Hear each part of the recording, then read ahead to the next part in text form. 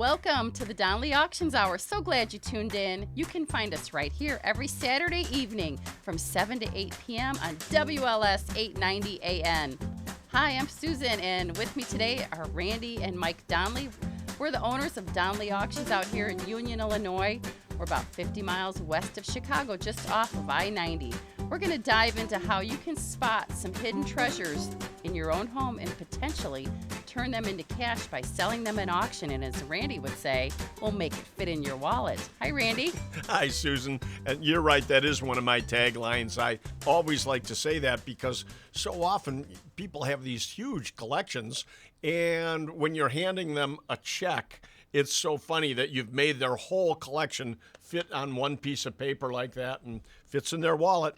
But first, I want to thank everybody out there listening, because last week we asked you to let us know what you'd like to hear from us. We were asked to talk a little bit about toy banks. From the turn of the century, they used to have still banks or mechanical banks. And as it turns out, we happen to have coming up in our August auction a nice, although small collection, a nice collection of very rare mechanical banks. Now, Susan, I know you have a lot to say about mechanical banks. I have a little bit of brief history of mechanical banks because I love these items. They're small, they're intricately designed, they're made of cast iron. You know, you guys like all the big stuff. I like the small stuff that I can easily carry around. But just a little history on mechanical banks. They were invented in the 1860s during the Industrial Revolution. You know why? No. To teach children the value of saving money. Did your parents ever do that?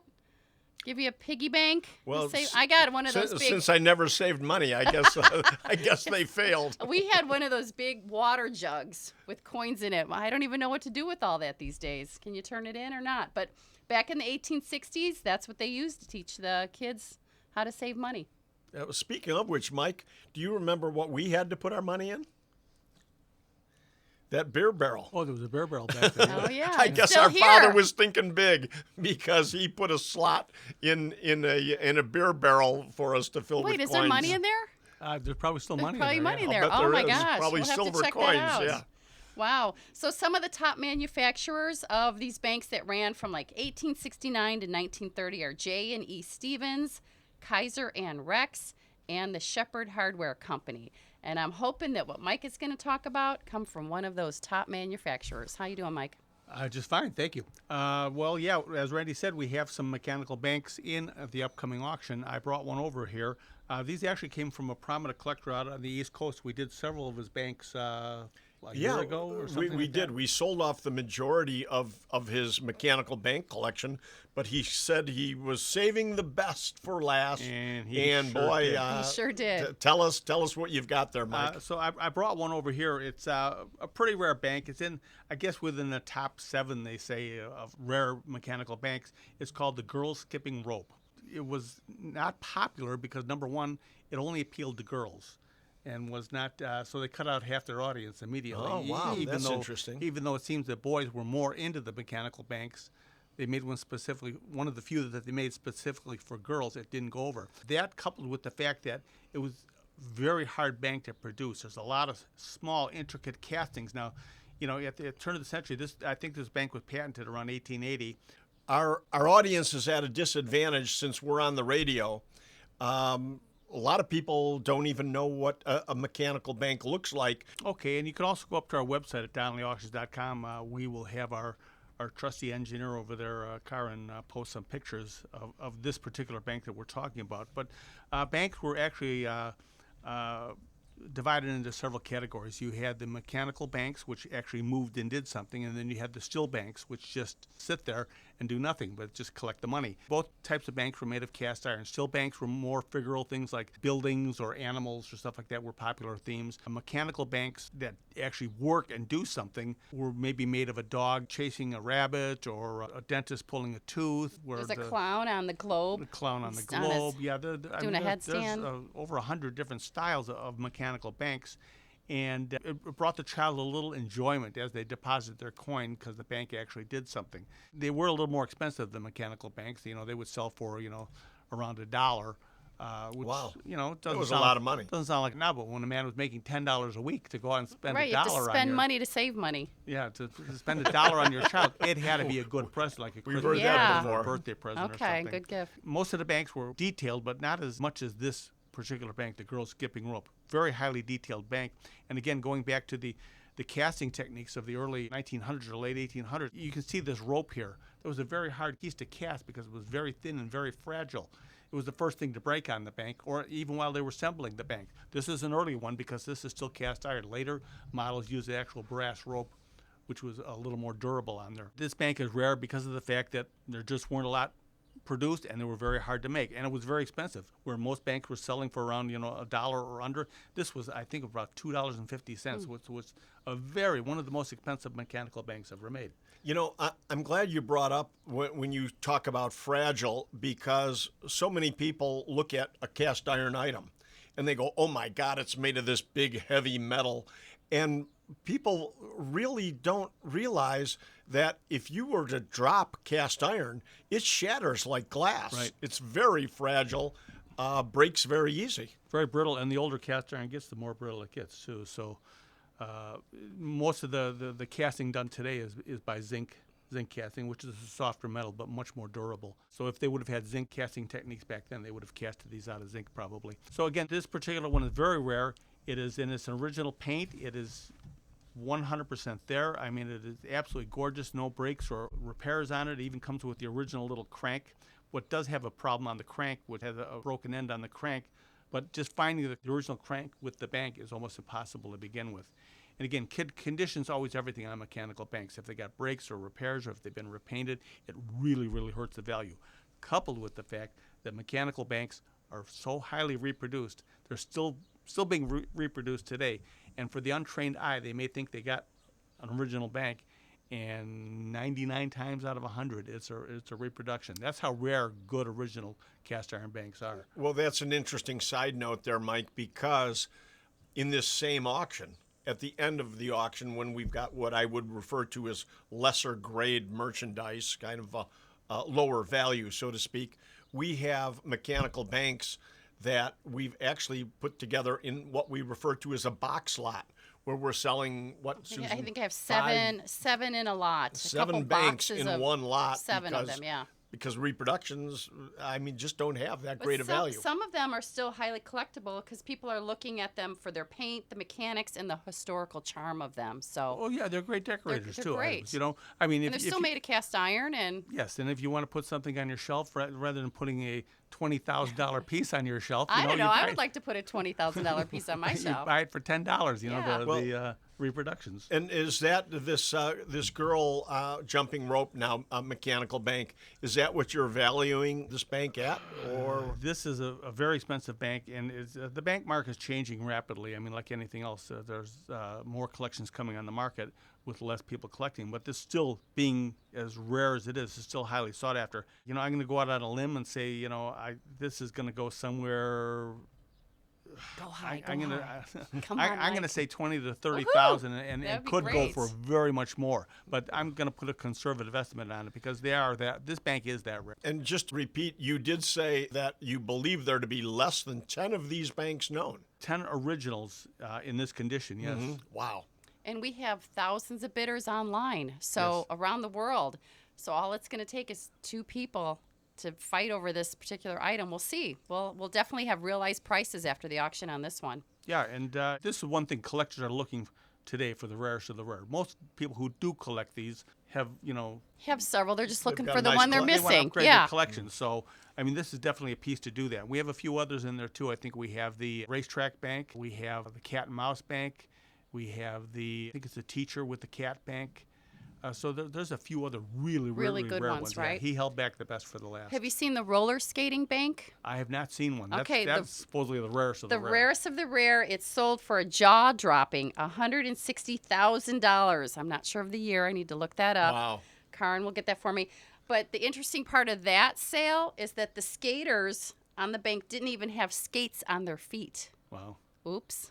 Wow. Yeah, Wow. still sold for that much money. So it's definitely a rare one.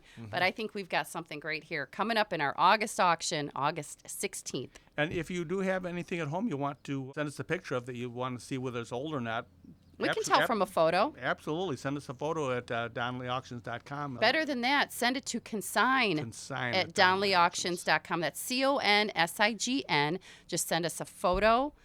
Is there a marking on there, usually on the bottom or the back? Sometimes Send on us the a bottom picture it'll of give a that. patent date. And then where you're located, a little bit of general information, and we will definitely get back to you and see if it's something we can get an auction for you. Sounds great. Well, Mike, I want to thank you for stopping by today, and we'll have you on again with us next weekend. Great. Thanks for having me. Thanks, Mike. I'm currently looking for old signs of any kind for my August auction. I'm especially looking for old gasoline advertising signs and gas pumps in any condition. Old soda pop and beer signs are also very sought after. I even have buyers for old outdoor neon and porcelain signs that advertise a business. You'd be surprised at how much some of these signs are worth. Even if they're still attached to a building, we can remove them. But you won't know how much we can sell them for until you send us photos at consign, CONSIGN, at DonnellyAuctions.com, DONLEY, auctions with an S.com, or give us a call at 815-923-7000. That's 815-923-7000. Hi, we are back with the Donnelly Auctions Hour right here every Saturday on WLS 890 AM. I'm Susan. I'm here with Randy, and we have a special guest today. Yes, we do, Susan. Ryan Boyle is with us, and last week on our very first show, I was explaining to all of you out there that we've got all kinds of experts that work with us here at Donnelly Auctions.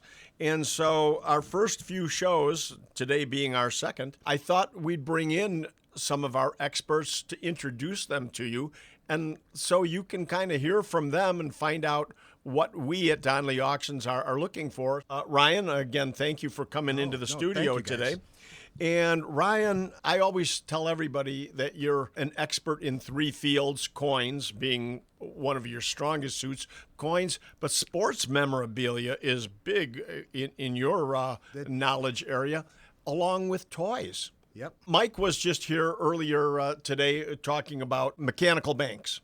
So, question that I would have for you is, coming up in the August auction, do we have any other toys that you can think of any consequence that we've got in August? What I am getting a large amount of are Lionel trains, Oh, American okay. Flyer trains. So I do have a run of that. I do have another collection that we are working on right now that has some possible wind-up tin litho. Tin lithographed toys. They're made of tin, and the description is litho because why? They're lithographed. Graphics. The graphics on them Yeah. is lithographed on the tin. On it, yeah. Okay, yeah. so tin And then- litho. And then, so I'm talking the ones that would be, the 40s, 30s, the old wind-up ones. Yeah. Now, a lot of that came from Japan, didn't it? Yeah, yeah. And a lot of that is the more valuable stuff. There's one of our competitors had a robot recently get, I believe, 800, and it was a Japanese robot. So that's actually the material that I'm hoping to encounter. But at the end of the day, with whatever it is, a toy, a card, a comic, what we're really looking at, because I get this question all the time, hey, I got this coin, it's from 1890, or stamps are the worst. I got this stamp from 1914. And while I respect its age, at the end of the day, what we're looking for is the D word, demand. What demand does this item have? If it has high demand, I want it because it will perform very well at an auction. Common stuff just does not do exceedingly well. Honestly, you do have people who want, the common lots, but what most people come to auctions for are the best of the best, or the better of the best. No one wants common stuff, generally speaking. My role here is really interesting because the way I like to think of it is I'm a reverse buyer. So basically, as a collector, I know, sports cards are the easiest for me because sports cards I've been collecting since I've been 4, probably. So if I want it or I would buy it, you in my audience would definitely want it. And that's kind of my litmus test of what will perform well and what will not. You know, I have a very good strong suit of what the market is looking for right now. Well, and so you're talking about sports cards, but you do all sports. Oh yeah. Sports and sports cards. By sports cards, I mean sports memorabilia. So another thing that we do here is often we get collections, and as collectors, guys go to shows, and not everything is always authenticated. You can get it authenticated at most shows, but a lot of guys, just for whatever reason, they run out of time, they want to spend money. And what happens is, unfortunately, they comprise a collection, and then they pass on, and then the next generation receives it, and they don't know what they have. So they don't have any provenance, so to speak, with even how it was acquired. Yeah, so we don't know if someone from a garage signed it or if the actual player signed it. You know, I do my best to kick out what I could tell right off the bat is not good, but then other stuff I would have to send off to a third-party authenticator. I have a quick question, Ryan. Are there any particular sports that are more popular in the collector world than others? What sports cards should we be looking for? I hate to admit it because I am a huge baseball fan. I love baseball. I've always played baseball. My dad played baseball. That's my sport.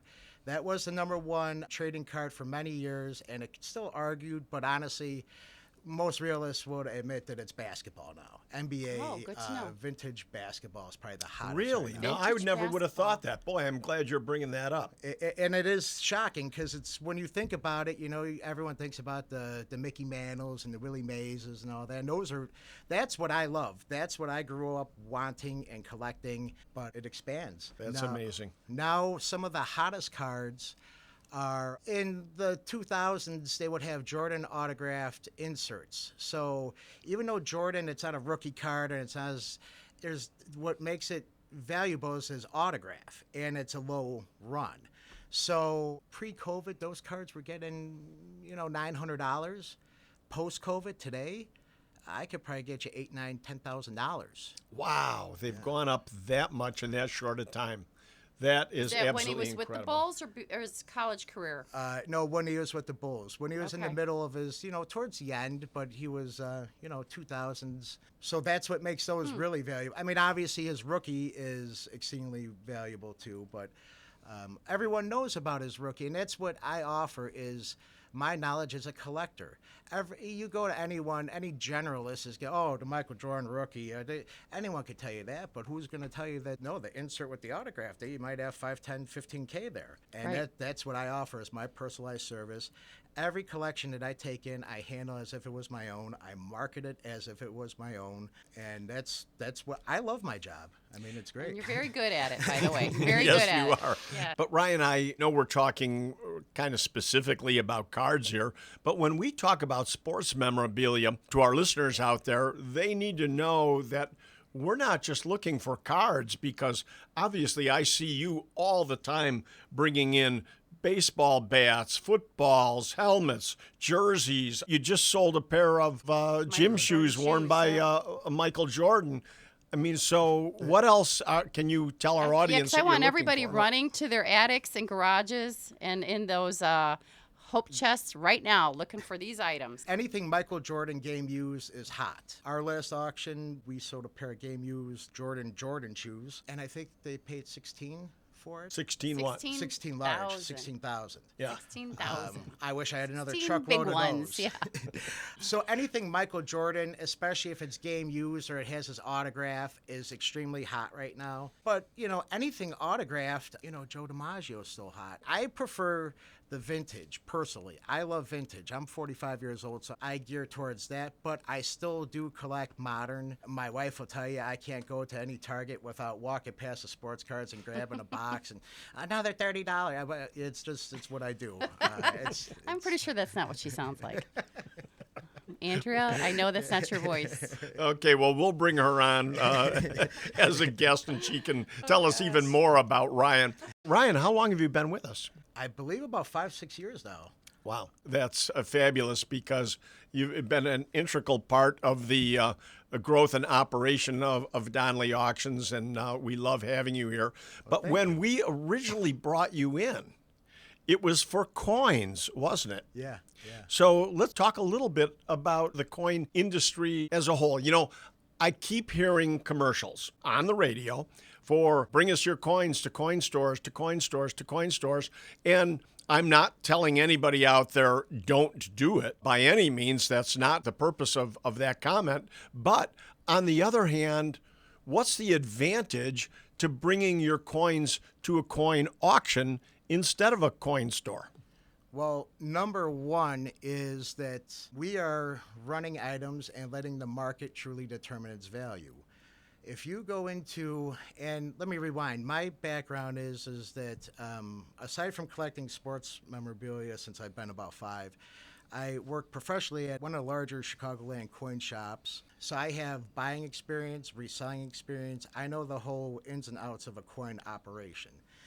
And basically, coins are exceedingly hot right now. When you go into a store, as with anything, if you don't know what you have, they're going to eat you alive. They're going to take advantage of you. So if you're educated, that's one thing. If you're not educated, you're going to get an offer that is going to benefit them. The offer is always going to benefit the person who's throwing it out there. That's not all coin stores. No, okay. no. That's what could happen to you. No, Yeah. and honestly, it's at any firearms store, anyone who's buying something from you. If I'm buying something from you and it's worth $500, it doesn't behoove me to pay you $400 for it. I mean, unless I'm going to collect it. If I'm going to sell it, then I need to get it for half or better. And that brings up a comment that we make all the time. If you're selling something outright, you are playing the best guessing game, and you're Precisely. hoping that who you're doing business with is being extremely honest with you. But again, when playing the best guessing game, you're not 100% sure you're getting all the money. And we do have people call us all the time and saying, I don't want to auction, I want to sell. And I keep telling them, yes, I'll buy, and I do. Yeah. I will buy. But the only thing I'm going to do with those items is put it in my auction and make money on it. So I would much rather, see our customers making more profit by putting it in auction because, of course, we both believe in the auction process. Absolutely. At our last auction, for instance, we were getting $37, $38 for Morgan dollars, which I can actively buy on eBay for, at the time, about $30, $29, something like that. So conversely, if you're going into a coin store, and even if they're honest, they're going to quote you on what they see on eBay, and then they're going to deduct eBay fees and such. Whereas here, I'm making the best lot, and if you're hoping for $200, I'm hoping for $400. That's my role here. I want to make as much money for everyone. My objective is not to get the item from you and to go kick it to the guy downstairs and then he throws on eBay or whatever the best manner is. Right. We're not dumping it to make it easy for us. I always explain to you out there that when you consign with Donnelly Auctions, we're becoming your partner. And good partners are making each other money. Our objective for you is to make you the most money, and that's how we make the highest commission. Exactly. And on that note, too, I just want to throw this story out. Last night, I was leaving a restaurant with my son, and we're both wearing the Donnelly Auctions branded shirts. And How old is your son? he is 4. Tommy's 4. And he is a handsome young guy. He's definitely a charmer. And basically, as I'm walking, I get whoa, what's Donnelly Auctions? So we start talking. He owns a coin store in the Chicagoland area, and now he says we're going to start doing business. So if he wants to do business with me, why wouldn't you want to do business with us? That's right. Wow, what a great way to Great. thank you, Tommy. Yeah. Tommy gets a finder's fee. We'll have to have Tommy on as a guest. But real quick, too, I just want to let everybody know. First of all, how do we get a hold of Ryan, right? Well, what we always recommend is please send us an email at consign@donnellyauctions.com. That's CONSIGN at Donnelly Auctions. That's DONLEY, auctions with an S.com. Just tell us what you have. We will kick it down the line to Ryan, who will analyze and look at any photos and get back to you with his recommendations on what the next steps would be. So if you have any robots, I would love to see a robot from today's show. Any tin litho wind-up toys, sports trading cards, specifically any Michael Jordan, Chicago Bulls items, or any coins, give us a call at 815-923-7000. That's 815-923-7000 for those of you who want to talk to a live person. Or again, email us at consign@donleyauctions.com. Thank you, Ryan. Thank you so much, Ryan. Thank you, guys. Thanks, Thank Ryan. you. Stick with us during the next break. You're listening to the Donley Auctions Hour right here every Saturday at 7 p.m. on WLS 890 AM. We're going to have more stories for you coming up next. Hi, I'm Randy Donnelly from Donnelly Auctions in Union, Illinois. I'm currently looking for old guns and military items for upcoming auctions. Old helmets, uniforms, swords, flags, and daggers from any wars are always sought after, but World War II items of American, German, and Japanese armies are always top sellers. If you have old Japanese samurai-type swords that a relative brought back during the war, call me because you could be sitting on a fortune. But you won't know until you give us a call at 815-923-7000. That's 815-923-7000. Or you can send us photos at consign, CONSIGN, at donleyauctions.com. That's DONLEY, auctions with an S.com. Check out our website for more information at donleyauctions.com about our upcoming auctions and a list of items that we need for the future. Okay, so we're back again. It's Randy Donnelly here with my brother Mike, who came back in the studio. I had a little tavern in it. Yeah. Yeah. So it was kind of something we remember growing up, and we've been around the bar business for years. We actually had a saloon for how many years? Was it? 25 years, Oh, maybe, my yeah. goodness, Yeah. 25 Well, more than that if years. you count the banquets and everything. With the banquets and everything, it was Oh, geez 40 years Louise, with that. 40 years. A lot of weddings. Yeah, that's for sure. And but it was fun, and we move on now with auctions. And so, besides bars and back bars, what else are we still looking for? Well, anything game room, really.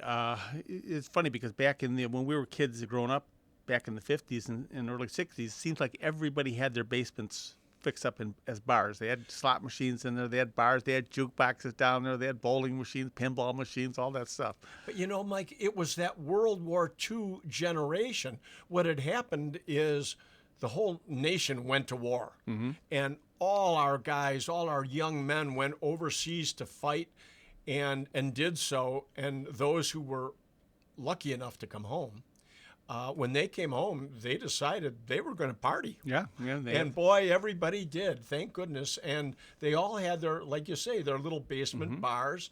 And they all had, what, a bar, a slot machine, and a jukebox. It was like some signs and stuff. It was always, things that they were getting out of bars and things like that. You know, they were the original man caves when you think about it. Yeah. Yeah, pretty cool. And it was funny when we talk to these people when we're pulling the stuff out. They'll always talk about all the parties we had down here, and there'd always be pictures hanging on the walls of some of the wild parties that they were having there and stuff. Yeah. Must have been a fun time. You know, one of my favorite stories is we went to a home once and bought a bunch of antiques out of the house and everything, and what there was is the front shirt of a tuxedo. Remember that?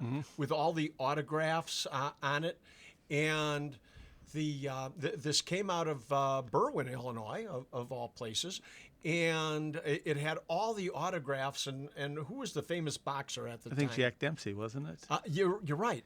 It was autographed by Jack Dempsey, and the whole story of this tuxedo is they were all celebrating New Year's Eve, and I don't know what year it was, late 20s, early 30s, and at exactly midnight, the chief of police at the time shot at the clock, and the story we heard anyway, and said that that the place was basically going to close when he said it was going to close. So yeah, some great. And whoever had the tuxedo shirt was walking around letting everybody sign his. It was like that shirt everybody board that autograph it. Yeah. that when you see in the cartoons, that thing that rolls up all the time, just the shirt front. Yeah. Yeah, that was a pretty cool piece. But so much other stuff has walked in just in this last week. So going back to the basements, I want to do a shout out to people out there. You know, you probably don't use those basement bars anymore. Call us if you got pinball machines, slot machines, jukeboxes, anything down in the basement yet, we can sell it for you. Give us a call at 815-923-7000. Well, I know one thing that we try not to move anymore are pool tables unless they're spectacular. Yeah, pool tables they're a glut on the market right now. They are. There's too many of them, and they just don't bring any money. I mean, again, unless they're spectacular, Brunswick. So just when I say we're not interested in pool tables, please, if you've got a cool one, send us photos, because you just never know. A Lion's Head Monarch will still bring good money, There's certain ones that bring some pretty good money. But it's funny, when we do go down in the basement, those pool tables are always piled full of laundry. Yeah, they are. And so are the pinball machines and everything else. That's one of the things that we have to do, is get all the clothes off of everything. Well, you got to before we move remember, it out. they were partying when they were in their 20s and 30s, and now they're like in their 70s and 80s and 90s, 80s, so and they're not doing that anymore. No. So if you have any of these things, give us a call, or know anybody who does. We're looking for anything coin-op. Send photos of your items or collections to consign@DonleyAuctions.com. That's CONSIGN at Donley, DONLEY, auctions.com. At the very end of our last show last week, I said to anybody in the municipalities, if you're working for a city, a village, or anything, and if you're having any controversy over what's in the park, or maybe you've already taken it out of the park and put it in storage, and that is statues and cannons. Mm-hmm. Sometimes over the years it just got too controversial, and especially cannons became an insurance nightmare, where kids would be, crawling all over the cannons. They fall off, they get hurt and everything. And we have moved so many big field pieces out of VFW halls and Legion halls and parks and things. Parks, yeah. And one thing that I want to remind everyone out there is, very often people are saying, well, we can't sell it, the government owns it. Well, that's not necessarily true. You need to let us do the research on that, because so many cannons and field pieces and these type of things were actually purchased years ago and donated by one of the members. And it is, a lot of this stuff was sold off government surplus, and it was not brought in or donated by the United States government, and it is currently not owned by them. It's privately owned by the clubs. Mm-hmm. So these can be easily sold by us at auction for you, and again, bring some pretty good money. Yeah, we have many times also, and we'll travel all over the country for them. It doesn't have to be local here. I'm glad you brought that up. Yeah. So it's probably time for us to say, contact us at consign@DonleyAuctions.com. That's Donley, DONLEY, auctions with an S.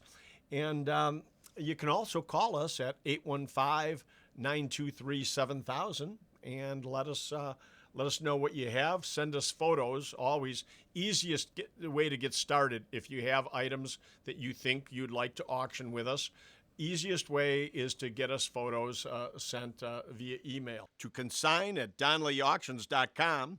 That's CONSIGN at Donley, DONLEY, auctions.com.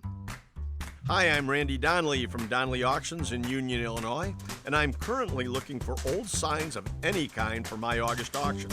I'm especially looking for old gasoline advertising signs and gas pumps in any condition. Old soda pop and beer signs are also very sought after.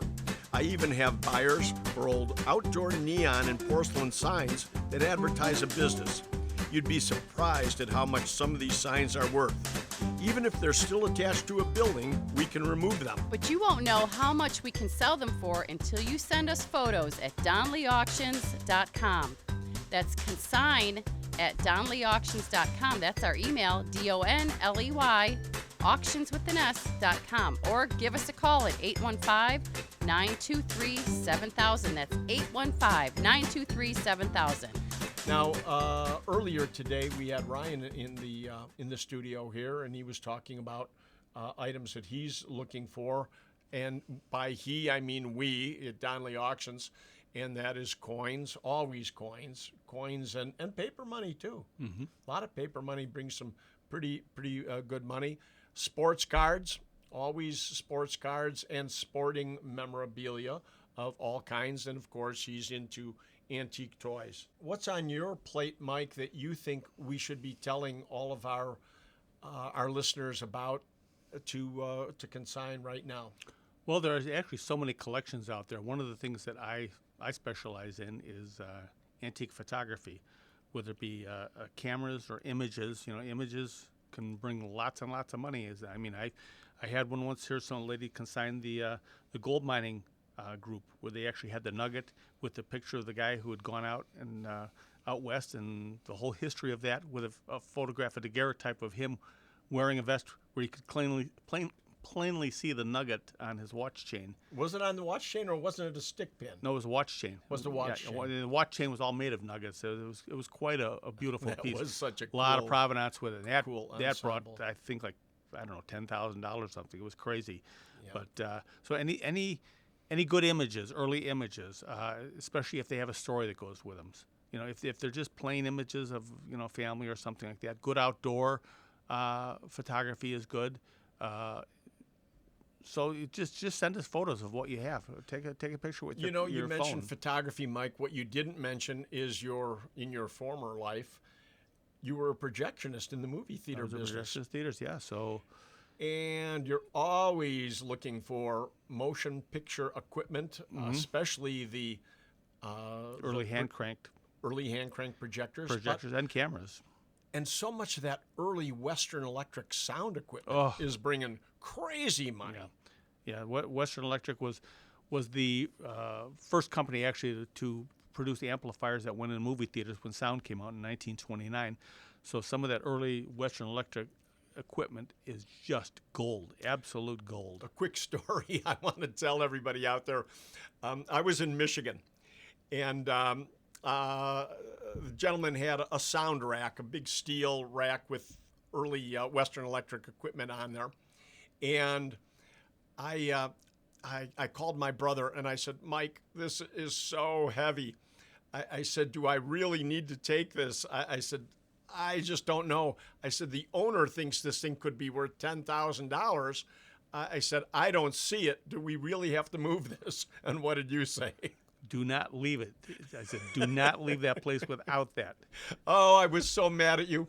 I'll tell you, it was not an easy move by any means. Yeah, it was much work. This stuff is heavy. And that's why it was still there. Yeah. Because it was so hard to get it off of this porch, and it was a lot of work. But I drag it home from Michigan. I'm exhausted. Get home, I don't know, midnight, 1 o'clock in the morning. And the next day when you saw it, I couldn't believe it was better than expected. Oh, yeah, it was a beauty, yeah. And what did we end up selling that for? I don't know. It was like $70,000 or something. $77,000 later. The owner couldn't have been happier. I was happy. Yeah. Everybody was happy. So again, here I am, an experienced collector, finder, auction person. You can't know everything. No. And that's where research and having all the experts on staff makes such a difference, because, frankly, I think I would have left it. Well, that's funny, too, because some of the least expected things are the things that bring money. That's why we always tell you, send us a picture. Don't discount the fact that, I don't think it's worth anything. If you don't know, send us a picture. It's just that easy. We'll tell you yes or no. Right. And we're not going to charge you to do that. I mean, we if there's something that's going to make you money, it's going to make us money, too. That's how we make our money, is getting you money. So we keep saying we become partners in this whole situation. So, again, you can call us at 815-923-7000 if you've got questions and want to know where to send things. I'm currently looking for old guns and military items for upcoming auctions. Old helmets, uniforms, swords, flags, and daggers from any wars are always sought after, but World War II items of American, German, and Japanese armies are always top seller. If you have old Japanese samurai-type swords that a relative brought back during the war, call me because you could be sitting on a fortune. But you won't know until you give us a call at 815-923-7000. That's 815-923-7000. Or you can send us photos at consign, C-O-N-S-I-G-N, at donleyauctions.com. That's D-O-N-L-E-Y, auctions with an S.com. Check out our website for more information at donleyauctions.com about our upcoming auctions and a list of items that we need for the future. When you talk about things that you don't know and you're not sure of and everything else, a real case in point is that license plate. Right? Now, Mike, I'll be the first to admit when I don't know something, and you and your research always amaze me. This license plate, ladies and gentlemen, was, it was a 1905 license plate. So we knew, or I knew it had some value. However, I didn't believe it was real. And, there's so many reproductions, and that's one thing you're going to find, unfortunately, as you contact us. A lot of you are going to be disappointed when we tell you it's a fake, it's not worth money, or this or that.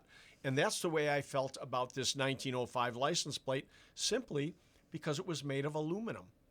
And I always think in terms of aluminum being most widely used after World War II, after the 1940s, because that's when aluminum really saw its development in industry and so on. So I'm always thinking in terms of aluminum post-40s. So when I see a 1905 aluminum license plate, although you seem to be real hot when you saw it, oh my God, this is going to be a great piece, I'm thinking, yeah, okay. I wouldn't pay $5 for that at King County Flea Market. I don't know. Well, first of all, it was first year of issue in Chicago. Chicago actually had license tags before the state did. The state didn't, I think it was until 1911 or 1912, when the state of Illinois finally issued license plates. But the big cities did it early on because they had a infrastructure problem. They needed roads and such, so the only way they could do that is to license the automobiles that were tearing up their city streets at that point. So this was first year of issue, 1905, and it was also number one. So that's absolutely what did it. Number one. Yeah. So it was, in fact, by any shadow, it was the very first license plate ever issued in Illinois. Yes. So if you collected license plates, that's truly the holy grail. Yes. Nothing better than that. And to prove that point, it went for over how much? For over $40,000. Over $40,000 for a single license plate. And who knows what you have in your garage or your basements and everything. Let us know what you have, and we can try to help you evaluate it. And hopefully there's some real treasure. Yeah, when it comes to license plates, age is everything, obviously. The older the plate, the better. But the amount of digits in it plays a big part. The lower the number, the more it's worth. Because we've had a couple Illinois from number ones from the 1920s, late 20s, early 30s, and those did well too. Those brought several $1,000s a piece. Wow. Whereas a normal 1930 license plate, if it's 5 or 6 digits, it's a $20 plate. So it all has to do with, condition, age, and the amount of digits in the plate. So even like a single digit or 2 digit or even 3 digits still is way better than the average license plate. Oh, absolutely, yeah. That's great. And we found some other fun license plates. We found manufacturer plates from Illinois, and the manufacturer at the time was who? Tucker. Tucker Automotive. Yep. And I don't remember the exact number. Is it 53 cars he made? It's only in the 50s. Yeah. Karin will do the research and put it on the screen for our podcast. But right now I'm thinking 53. But it's in the low 50s is all that were made. So to have a license plate for the manufacturer, I mean, there were only, I think they made more than they made cars. So there's maybe a couple hundred license plates that were ever made. Yeah, there was 2 years that they made them. I think 45 and 46, or 46 and 47. I forget now. But they were made for 2 years. The second year was never issued because the company was out of business. So I think they made 100 for each year. Wow. Yeah, pretty neat. Pretty neat. So you just don't know. Oh, 51. Okay, I'm being told by our producer, Karin. Close. That's a good guess, though. I always thought it was 53. I don't know. But 51, I'm being told, is all there were in Tucker. So, again, if you have any Tucker, let's talk about that. Any Tucker memorabilia. There's still a couple Tuckers floating around out there that are yet to be found. It's my understanding that all Tuckers are not accounted for. So theoretically, right here in the city of Chicago, a Tucker could be laying around, not laying in the weeds, so to speak, anymore, but you just never know. We find stuff in garages and storage buildings all the time throughout the state of Illinois. And that's a good segue into, we're always looking for cars and motorcycles, too. That we are. And they're laying around in garages. I mean, maybe somebody started a project and it's been laying there, and that person's passed away or something, or just totally lost interest. We told them last week that we've got this Charger. It's a 2-owner, 1-family car that we'll be selling in August. We had a nice Shelby. The Cobra. The Cobra, yeah. We had one of those come in. Gentleman passed away, and his wife sent it to us to sell it. And yeah, that was over 80,000. We had that beautiful '59 Caddy. Absolutely. That brought 110. Yeah. So there's cars laying out there, and old motorcycles too. And by old motorcycles, they don't have to be, obviously we want them from the teens and the 20s, but even 40s and 50s motorcycles and 60s motorcycles. Some of those early Japanese, what they refer to as rice burners, those are bringing big money now. Yeah, but you and I, again, in the neighborhood we were raised on motorcycles. Our father had a gas station in Berwyn, Illinois, and I never considered us gearheads, though, compared to like a lot of our friends, but we did ride motorcycles, and back in the day, everybody was chopping their motorcycles, and they extended the forks and had the big handlebars and all this. Whereas since our father was an antiques collector, I mean, our motorcycles were stock. We're riding around on these old World War II Army bikes, all completely decked out and original with the big bags on them and everything. And boy, to go back and find those. But the stuff is still laying around. They're still laying around the city. We talk all the time about a hoard that we had found in Merrill, Wisconsin. And in the upper level of a barn, there were, in fact, 6 World War I Harley Davidsons, and they were all taken apart. The man was afraid that if he left them together, that it would be easy for somebody to steal seeing a motorcycle. So he took 6 World War I motorcycles completely apart, and they were laying up in the barn in pieces, 6 motorcycles. So the stuff still turns up. Yeah. What did we go to look at last week? We were looking at a biplane. So we're looking for airplanes too. Nothing's too big for us. I mean, look at those doors that just walked in today. Oh my goodness. Well, let me just backpedal just for one sec and say, if you do know of any early aviation items, whether it's just parts or photography or anything, but especially complete airplanes, we are always looking for aviation. A lot of stuff from World War I turns up through our place because we're military collectors and dealers all the time, and we find a lot of the early aircraft had the insignia on it painted on canvas, and during World War I, that was a prized souvenir. When they downed an airplane, the guys ran over with their bayonets and pocket knives, and they would cut the insignia off the airplane and roll it up and send it home. So if you have a piece of canvas with an insignia on it of any kind, we're always looking for that. The big doors, we have a set of doors that just walked in today, and we knew where these doors were. Huge doors with very fancy walnut casings, elaborately carved casings that go around these doors. And we've probably been after these doors 25, 30 years. Yeah. We knew where they were, and they were never for sale because the owner was always going to use them someday at some point in time. Well, he realized this last week that someday is not going to happen, and it's time to move them along.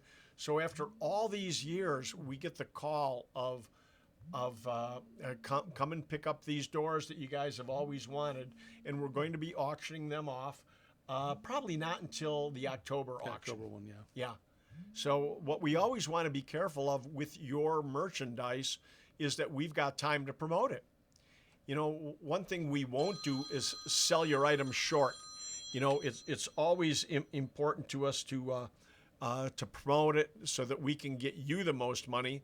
The more money we get you, the more we make, because we're a direct line making a commission off of what we sell, and it's important for us to always turn it into the biggest cash cow that we can. Yep. So call us, email us, let us know what you got. We're looking for lots of stuff. We've got trucks crisscrossing the country that'll pick stuff up. So don't think you're too far away. I know WLS really has a big reach out there. So if you're sitting out in Kansas or Nebraska or Ohio or wherever, we can come get the stuff. Yeah, because right now we're looking for the August Summer Classic, we call that auction, which is August 16th. Probably it's going to be 2 days, August 16th and 17th. Just watch our website.